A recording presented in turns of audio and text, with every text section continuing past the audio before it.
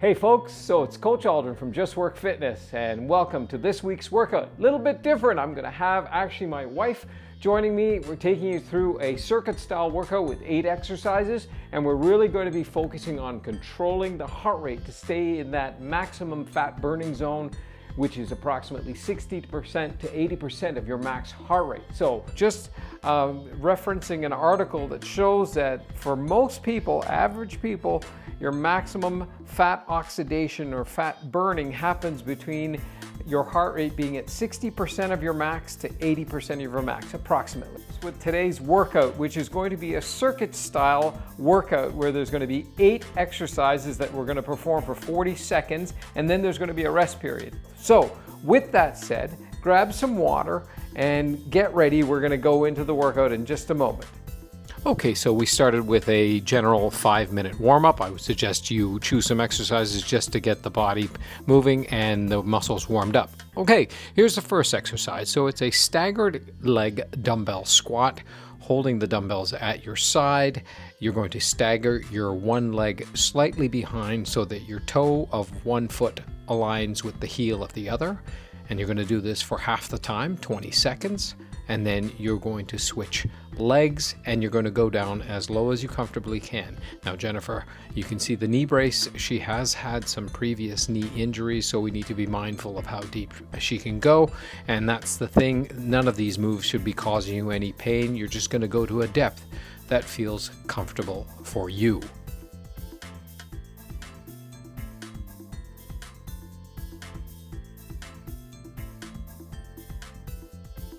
Station number 2 is going to be an incline push-up. So here we've set up the barbell on the squat rack. If you do not have access to a squat rack, you can use a bench or a chair. Just make sure that you're well supported, and having it in this incline position makes it a little bit easier to get the chest as close to the bar as possible. So you're going to inhale as you go down, and then you're going to exhale as you come up. Notice that the elbows are going out to the side a little bit. You want to try and maintain them in that position, or even pointing slightly back towards your feet.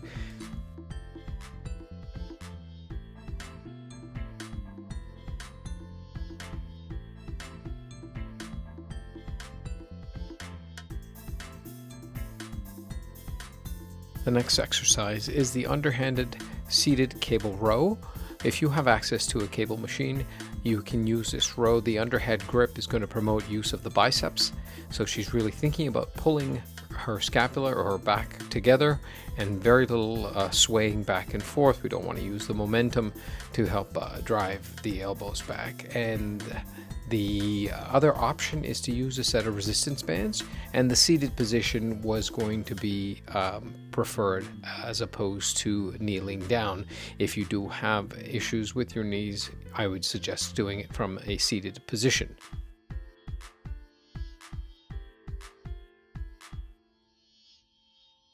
Moving on to the next exercise, it's going to be a hip thrust. So this is going to work the posterior chain, and she has placed a flat weight on her hips there to provide a little extra resistance. You want to think about the upper back resting on the bench, and you want to sit into that low position with the hips as far as you can, whatever feels comfortable, and then you want to drive the hips up to the sky. Inhale on the way down, exhale on the way up.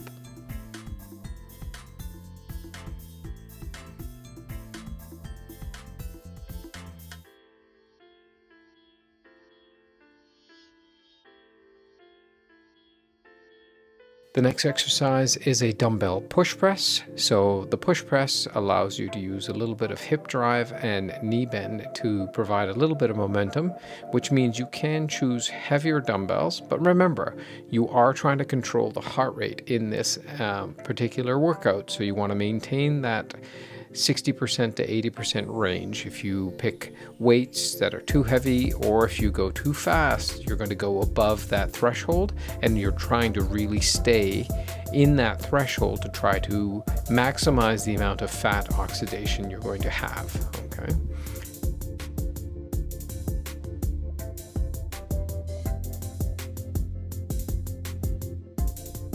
The next exercise is going to be a ab exercise. It's a floor crunch. Now what I want you to imagine is placing an apple, an imaginary apple, underneath your chin, and you're just going to think about getting the shoulder blades off the ground, and you're going to hold for a second if you can, and then come on back down. That's all you need to do.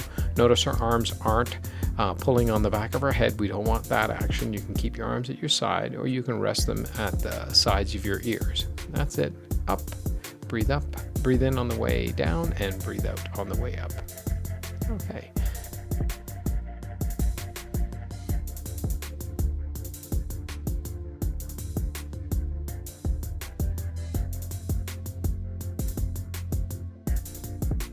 The next exercise is going to be a little bit more cardio based. It's going to be a ball slam. So if you have access to a med ball, then this is a full body move.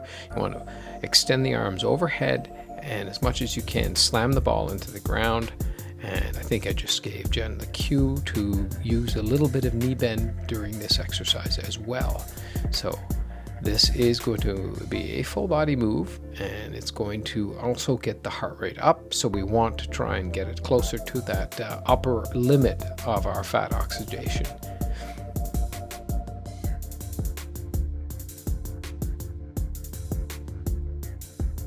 And that brings us finally to the 8th exercise, which is a face pull using a resistance band that's attached to the squat rack. So notice you could attach it to some fixed object. So she wants to think about driving the elbows back behind her while she squeezes the upper back. So this is great for those of you that have desk jobs as a posture correcting exercise. In fact, I would suggest if you have a resistance band, keep it at your desk, and every hour do about 10 of these to help kind of pull those muscles back so you're not hunched over, and you know, that's going to create some pain in your neck.